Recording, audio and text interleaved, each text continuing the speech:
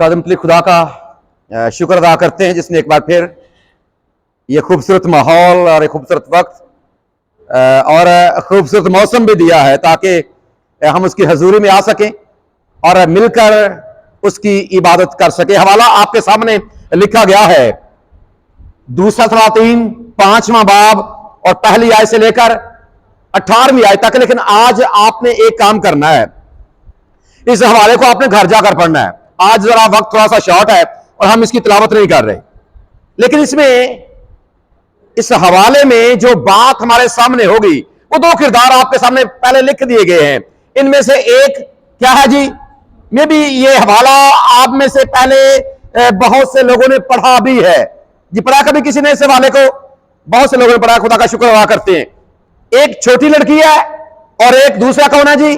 किरदार तो और भी हैं, लेकिन आज ये दो किरदार हमारे सामने होंगे और हम ये कोशिश करेंगे कि इनकी जिंदगी से या इन्होंने जो कुछ किया और जो कुछ पाक कलाम में लिखा गया उसमें मेरे और आपके लिए सबक क्या है, क्या वजह है कि इनके किरदारों को लिखा गया है, क्या वजह है कि पाक कलाम में इनकी जिंदगी के अहवाल को बयान किया गया है। पिछले इतवार की बात आपको याद होगी, पिछले इतवार हमने किसके हवाले से सीखा था जी?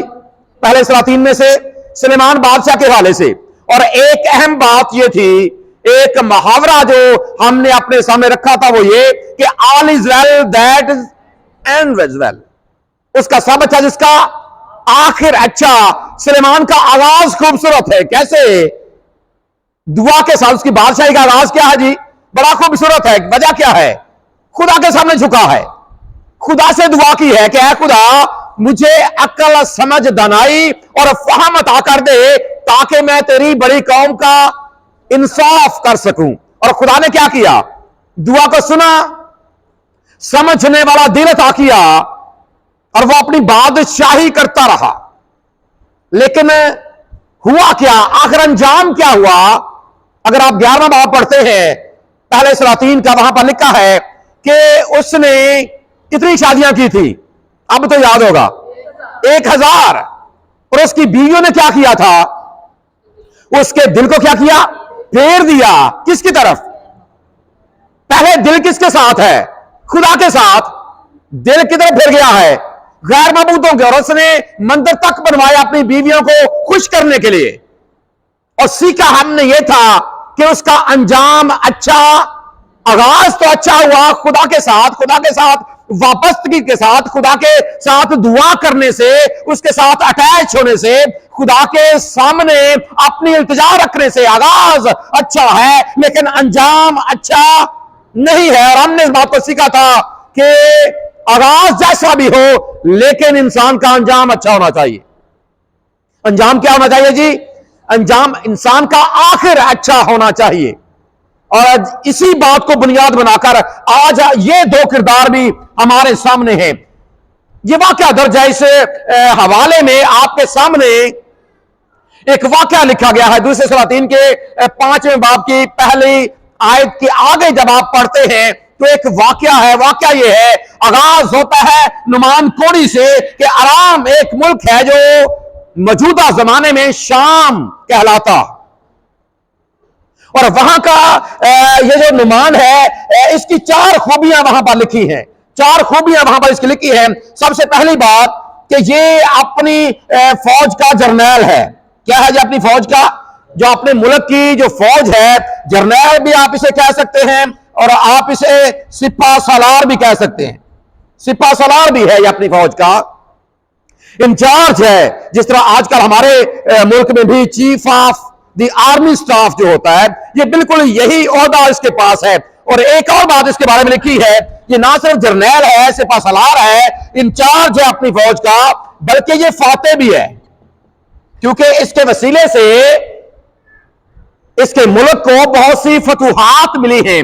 और इसके बारे में लिखा गया है कि ये अपने बादशाह की नजर में एक मुअज़्ज़ज़ शख्स है। क्या है जी? एक मुअज़्ज़ज़ शख्स है, यानी कि इसकी एक बड़ी कदर है, इसकी एक वैल्यू है, इसकी एक इज्जत है कि ये जर्नैल भी है, अपनी फौज का इंचार्ज भी है, बादशाह की नजर में इसकी इज्जत भी है, और इसके साथ साथ ये फाते भी है। इसकी वजह से इसके मुल्क को फतूहात भी मिली हैं।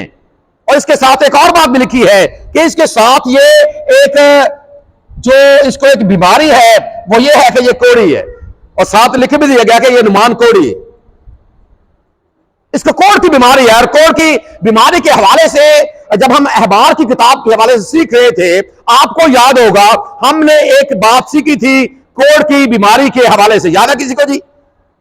कोढ़ की बीमारी के हवाले से कोई बात याद है आपको? हमने सीखा था अहबार की किताब के 14वें बाब में से।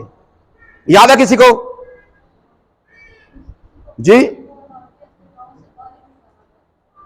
उसको उसके इलाके से बाहर निकाल दिया जाता था। लेकिन कोढ़ के हवाले से यह बात थी कि कोढ़ एक ऐसी बीमारी है जो आपका बदन खाती। कोढ़ क्या है? कोढ़ एक ऐसी बीमारी है जो आपका, और खुदा का शुक्र अदा करें कि इस तरह का मामला हमारे इधर अब तकरीबन खत्म हो गई है ये बीमारी। डॉक्टर रूथ फॉ ने, मुमकिन खुदा करता है, लेकिन डॉक्टर रूथ फॉ का नाम इस हवाले से हमारे मुल्क की तारीख में सुनहरी हरूफ से हमेशा लिखा जाता रहेगा कि उसकी काविश की बदौलत यह बीमारी मुल्क पाकिस्तान से इसका खात्मा हुआ। और यह कैसी बीमारी है कि जब ये आपके बदन को लग जाती है, जिल्द की एक बीमारी है, और जब ये लग जाती है तो आहिस्ता आहिस्ता जब ये पुरानी होती जाती है तो आपका जो गोश्त है आपकी हड्डियों को छोड़ता जाता और गिरता जाता। इस हद तक ये खतरनाक, यानी कि इसके बारे में यह है कि ये आपके बदन को खाती। अब यही बीमारी लाहक है। अब जरा अंदाजा करें, जरा सोचें कि अगर इसे ये बीमारी है तो इसके पास चूंकि जर्नैल है, फाते है, बादशाह की नजर में इसकी इज्जत भी है। इसका मतलब यह है कि मालो दौलत भी इसके पास काफी होगा। जितना बड़ा ज़ाहिरी बात है ओहदा होता है, उसी कदर उसके पास माल और दौलत भी होता है। जरा सोचें, उसने अपने मुल्क में बहुत सा इलाज भी करवाया होगा। क्या किया होगा जी? बहुत सा। किसी हकीम को नहीं छोड़ा होगा, किसी डॉक्टर को नहीं छोड़ा होगा, किसी तबीब को नहीं छोड़ा होगा, सबके पास गया होगा। लेकिन पाक कलाम ये बयान कर रहा है कि ये ताहाल कोढ़ी। अब इसी के मुल्क ने, नुमान कोढ़ी का जो मुल्क है, इसी ने इस्राइल के ऊपर हमला किया। हमला करके वहां से ये छोटी लड़की, अब पता नहीं क्यों किसी और के बारे में तो नहीं लिखा गया कि किसी और को भी इन्होंने जंगी कैदी बनाया है। एक छोटी बच्ची वहां से, और जिसकी उम्र तकरीबन 10 या 12 साल होगी, हमारे भी यहां पर बच्चे हैं, 10 या 12 साल इसकी उम्र होगी। अगर छोटी लड़की उसको लिखा गया है, 10 या 12 साल इसकी उम्र है। अब ये उसे वहां से लेकर आ गए हैं, और जब आप इस हवाले को पढ़ते हैं तो वहां पर लिखा है कि नुमान इस लड़की को लेकर अपने घर में आ गया है, और ये लड़की इसकी बीवी की खिदमत करती। इसका सिर्फ एक काम है कि ये नुमान की बीवी की क्या करे जी? खिदमत करे। अब इस लड़की ने घर में जब ये इसके अपनी जिंदगी को गुजार रही है, इसने इस बात को नोट किया है कि जो घर का मालिक है उसे कोढ़ की बीमारी, उसे कोढ़ की बीमारी है।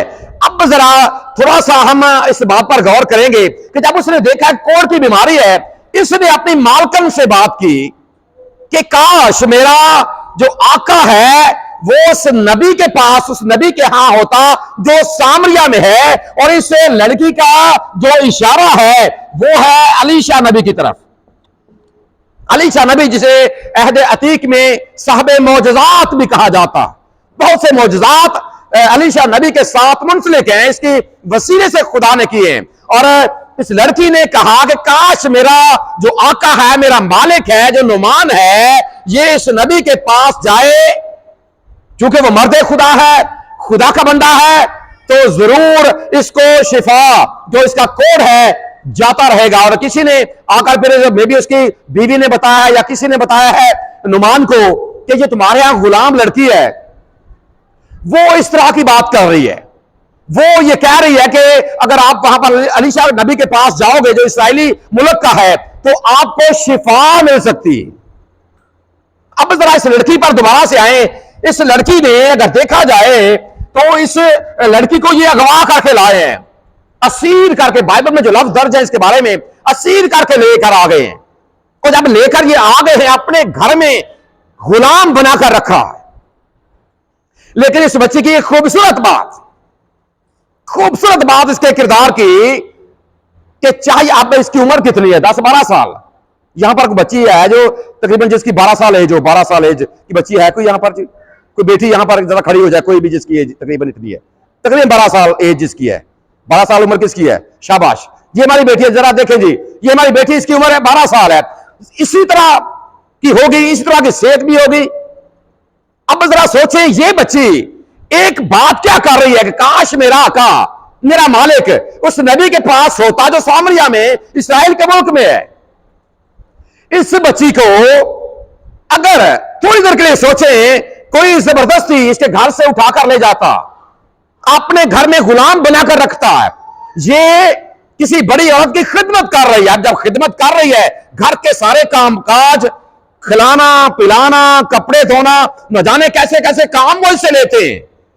लेकिन इसकी अच्छी सोच क्या है कि बावजूद इसके, हालांकि जो जितनी बेटी की उम्र है, ये तो उनको गालियां देती कि इन्होंने मेरे मां बाप को मुझसे जुदा कर दिया है, मेरे बहन भाइयों को मुझसे जुदा कर दिया है। लेकिन आपको पता है कि पाक कलाम में यीशु मसीह ने एक बात सिखाई है कि अपने दुश्मनों के लिए क्या करो। और उसने सुनने रखी थी ये बात उससे, इस लड़की के किरदार से, जिंदगी से हजारों साल बाद खुदा यीशु मसीह ने अपनी जुबान मुबारक से फरमाई। लेकिन उस बच्चे ने क्या किया कि बजाय इसके बददुआ देती, जरा इंसान बनकर सोचे, अगर इंसान बनकर सोचे ना, तो दिल तो बददुआ करने के लिए करता है। क्या करता है जी, बतौर इंसान ऐसा होता है कि नहीं जी? अगर आपको कोई आपके मां बाप से जुदा कर दे, गुलाम बना ले, आप क्या उसके लिए दुआ करेंगे? आप उसकी अच्छाई चाहेंगे? यह मुमकिन नहीं है। लेकिन इस बच्ची ने क्या किया है कि काश, हालांकि उसे बताऊं, उसको तो दुआ यह करनी चाहिए थी कि जरा एक और दी बीमारी होर वध जाए, इनू भी लगे थे, बीवी भी लगे, ये घर सारे ही मर जान, मैनू मेरे मां पे तो जुदा किया। लेकिन इस बच्चे ने क्या कहा है कि ये काश वहां पर जाए और वहां से इसे शिफा मिल सकती है। खूबसूरत बात ये। और याद रखें, इस बात के साथ जो अहम बात इसने नुमान तक और उसके घर तक और उसके घर के सारे अफराद तक पहुंचाई है, वो ये, क्योंकि नुमान और उसका खानदान ये बुत प्रस्त हैं। जो मुल्क है इसका, बुतों को मानने वाले हैं, बुतों को पूजने वाले हैं। जरा सोचें, इसने अपने मजहब का रूहानी इलाज भी करवाया होगा और जिस्मानी इलाज भी करवाया होगा। ऐसा है कि नहीं जी? क्योंकि वो सार है उसके पास, जिस्मानी इलाज भी और रूहानी इलाज। बुतों के सामने भी, अपने बुतखानों में जाकर ये दुआ भी करता होगा। मे भी इसने बहुत सी मिन्नतें समाजतें भी की होगी, वहां पर चढ़ावे भी ये चढ़ाता होगा, इसलिए कि मुझे किसी तरह आराम मिल जाए। और जब आप ये बात करते हैं कि इसने ऐसा किया होगा, इसका मतलब यह है कि जब छोटी बच्ची ने, इस लड़की ने यह कहा कि काश मेरा आका उस नबी के पास होता जाता, तो उसे पता है जो अलीशा है वो मर्दे खुदा है, वो मर्दे खुदा है और वो जिंदा खुदा का मानने वाला है। जिंदा खुदा के साथ उसका रब था। इसका मतलब क्या हुआ कि इस बच्ची ने अपने ईमान को उन लोगों तक पहुंचाया है कि इन बुतों में या इन मंदिरों में या तुम्हारे माबूदों के पास शिफा नहीं है, तुम्हारे हकीमों के पास, तुम्हारे तबीबों के पास, तुम्हारे डॉक्टरों के पास जो नाकाम हो चुके हैं, इनके पास शिफा नहीं है। और अगर शिफा देने की कोई कुदरत रखता है, बीमारी जैसे मर्जी बड़ी है, अगर कोई यहोवा राफे है तो वो कोई और नहीं, वो इस्राएल का जिंदा खुदा है। इस बच्ची ने दरअसल अपना ईमान उन तक पहुंचा दिया। अगर शिफा पाना चाहते हो, अगर बचना चाहते हो, तो फिर खुदा को कबूल करने की जरूरत। और जब इसने ये बात उन तक पहुंचाई है, जरा सोचें, इसको सिखाया किसने है? इस बच्ची को सिखाया किसने है? किसने सिखाया? 10-12 साल हमारी बेटी यहां पर खड़ी थी, और बच्चे भी यहां पर बैठे हैं, बेटे भी यहां पर बैठे हैं। सिखाया किसने है? कैसे पता है इस बच्ची को कि खुदा शिफा देता है? कैसे उसका ईमान मजबूत है अपने जिंदा खुदा पर? कैसे उस माहौल में भी बुतप्रस, अब न जाने वहां पर रहते हुए शायद इसको महीना हो गया, 2 महीने हो गए, 6 महीने हो गए, कितनी देर, कितना अरसा इसने वहां पर रहकर खिदमत करते हुए गुजारा है। और कई मुफस्सर तो यह भी लिखते हैं कि चूंकि वो बेटी इस लड़की को उठाकर ले गए थे और उसी की वजह से नुमान को कोट पड़ गया था। इसने चूंकि इसको गुलाम बना लिया था, इसी वजह से इसे कोट पड़ गया। और फिर खुदा ने कैसे एक तरीका अपनाया कि खुदा वापस इसे फिर उसी मुल्क में भेज रहा है जहां से ये बच्ची आई है। लेकिन बच्ची के ईमान को जरा देखें कि कैसे उस माहौल में रहकर भी ये अपने ईमान पर कायम है और अपने खुदा की गवाही दे रही है दूसरों के सामने, बुत परस्तों के सामने, कि जिंदा खुदा सिर्फ एक खुदा है। बच्ची का नाम भी दर्ज नहीं है, लेकिन इसका इतना खूबसूरत किरदार है। किस तौर से ये अपने ईमान को दूसरों तक पहुंचा रही है। जरा इसी बात को अगर बुनियाद बनाकर हम भी थोड़ी देर के लिए सोचें, क्या सिखाती है ये बच्ची हमें, मुझे और आपको क्या सबक दे रही है? क्या सबक दे रही है ये मुझे और आपको? क्या कभी हमने अपने जिंदा खुदा की गवाही दूसरों के सामने रखी है? क्या कोई हमारी बातों के वसीले से भी हमारे खुदा की जानब आता है? क्या कोई हमारे किरदार के वसीले से भी हमारे जिंदा खुदा को मानता और जानता है? खुदा ने यीशु मसीह ने तो कह दिया कि तुम दुनिया के नूर हो। क्या बाकी हमारी रोशनी दूसरों के सामने चमकती है? क्या कभी आपके किरदार की वजह से, क्या कभी आपकी गुफ्तगू की वजह से किसी ने आपके खुदा के बारे में जाना है? और अगर याद रखे ऐसा नहीं है तो फिर हमें अपने ईमान का असर नौ जायजा लेने की जरूरत है। झांकें अपने गिरबान के अंदर, कहां ये छोटी बच्ची और कहां मैं और आप। खूबसूरत किरदार इस बच्ची का देखें कैसे। और जब ये बात इस तक पहुंची है, नुमान कोड़ी अब गया है बहुत से नजराने लेकर। जब आप इसको तफसीलन पढ़ेंगे, ये सारी स्टोरी, ये सारा वाकया आपके सामने आएगा। जब ये वहां पर पहुंचा है, और इसे एक बीमारी नहीं है, एक तो इसकी बीमारी है कि ये कोड़ी है, इसकी एक और बीमारी भी है जो आगे जाकर हमारे सामने आएगी। अब जब ये वहां पर गया है, इसके जहन में क्या है? इसने अपने बादशाह से बात की है, बादशाह ने फिर इस्राएल के बादशाह को खत लिखा है, चलो वो एक अलग तफसील है।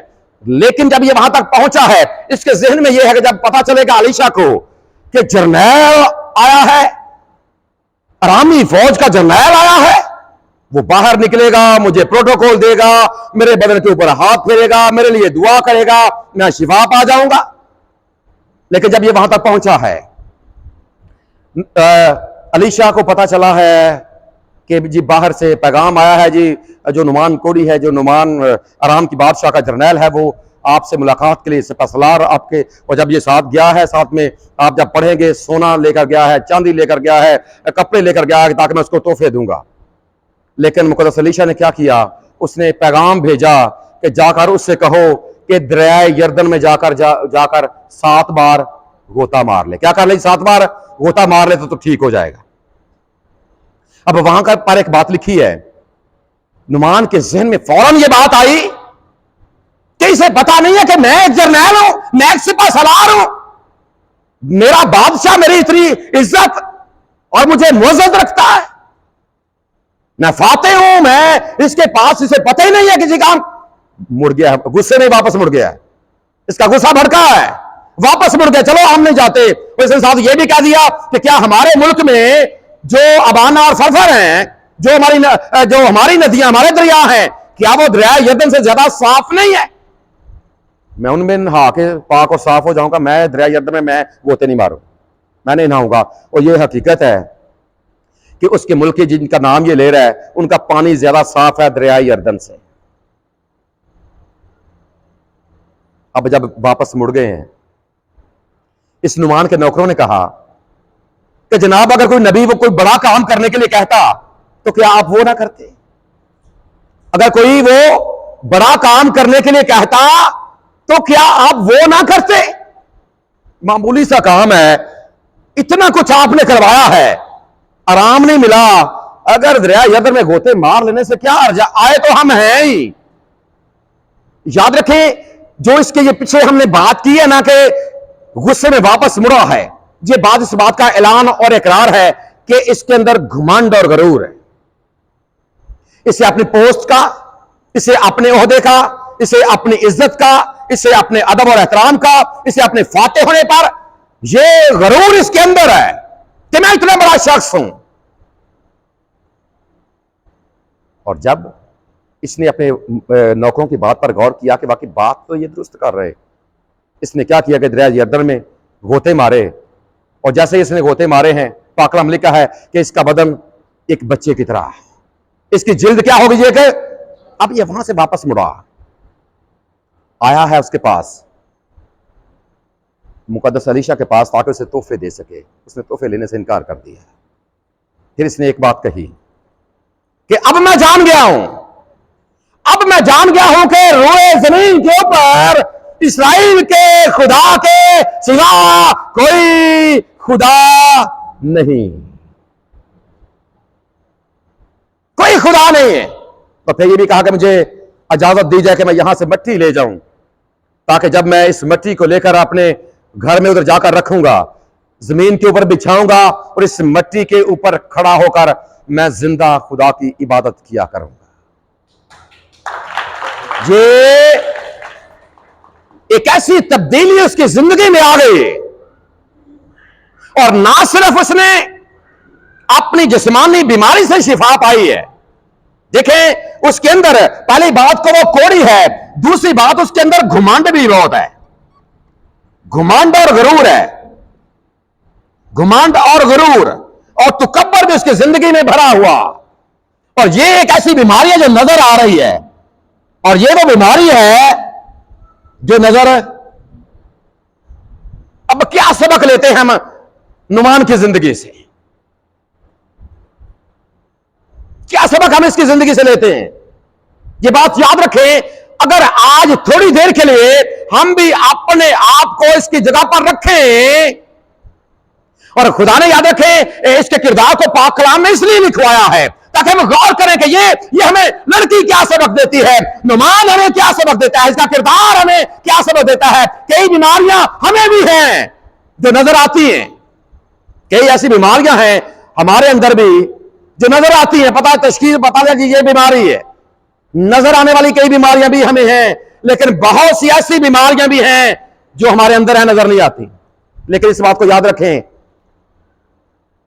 मुझसे आप छुपा सकते हैं, अपने बाप से छुपा सकते हैं, अपनी मां से छुपा सकते हैं, अपने भाई से, अपनी बहन से, अपने दोस्त से आप छुपा सकते हैं। लेकिन कादे मुतलिक खुदा, जिसके बारे में लिखा है कि वो दिलों और गुर्दों को जांचने वाला खुदा है, जो ज़हनों के ख्यालात तक को जान लेता है, वो आपके अंदरूनी बीमारी और अंदरूनी गुनाह को भी जानता है। और ये बात याद रखें, नुमान की जिंदगी में अगर ये मामला है, जब नुमान ने खुदा के बंदे की मार्फत वो पैगाम सुना, और दरअसल वो पैगाम क्या था, वो खुदा की तरफ से पैगाम था। क्योंकि नबियों के बारे में अगर आप पतरस का खत पढ़ेंगे, वहां पर लिखा है कि नबी खुदा का मुंह बनकर खुदा का पैगाम लोगों तक पहुंचाते थे। और अगर मुकद्दस अलीशा ने इससे ये कहा कि जाकर दरिया यर्दन में गोते मारो, इसका मतलब ये है कि ये खुदा की आवाज थी जो इसने नुमान तक पहुंचाई, खुदा का कलाम था जो उसने नुमान तक पहुंचाया। और उसकी वजह से जब उसने उस कलाम को कबूल किया, पहले तो ना कर दी है, पहले किया क्या किया है जी पहले, लेकिन फिर मान भी गया है। और माना इसलिए इसके अंदर कहीं ना कहीं वो बात आ गई है, कहीं ना कहीं वो बात इसके अंदर आ गई है कि ये इसके बारे में यह है कि मर्द खुदा है, खुदा इसके वसीले से मौजज़ात करता है। वाकई जब उसने भी जाना हो इसराइलियों के बारे में खुदा की जिंदगी में कैसे कैसे काम करता रहा, इसके अंदर भी वो चीज पैदा हो गई है। पास ईमान सुनने से पैदा होता है, पास ईमान सुनने से, और सुनना कहां से? मसीह के कलाम से। जब आप सुनते हैं और आपके अंदर भी ईमान पैदा होता है, तो फिर याद रखें, ना सिर्फ आपकी जाहिरी बीमारियां, बल्कि जो आपके अंदर गुनाह पाया जाता है, और गुनाह की बीमारी कोड़, जाहिरी बीमारी आपका बदन खाती है, और गुनाह आपकी जिंदगी को खा जाता है। गुनाह क्या करता है जी? गुनाह आपकी जिंदगी को खा जाता है। जरा आज आप सोचें, हमारे अंदर क्या पाया जाता? बज़ाहिर हम, और मेरा यह तज्जिया है आज की दुनिया के बारे में, आज के लोगों के बारे में, चले सब के बारे में नहीं, लेकिन कुछ ओवरऑल ज्यादातर ऐसा ही है कि आज की दुनिया के जो लोग हैं ये बज़ाहिर खुदाप्रस्त और अंदरूनी तौर पर बुतप्रस्त हैं। अपने अंदर हमने बहुत से बुत बना रखे हैं, किसी को नजर नहीं आते, लेकिन खुदा जानता है, ये बात याद रखिए। और आज खुदा चाहता है, इसने क्या किया था? गोते मारे थे। गोते मारने से मुराद यह है कि वो झुक गया है।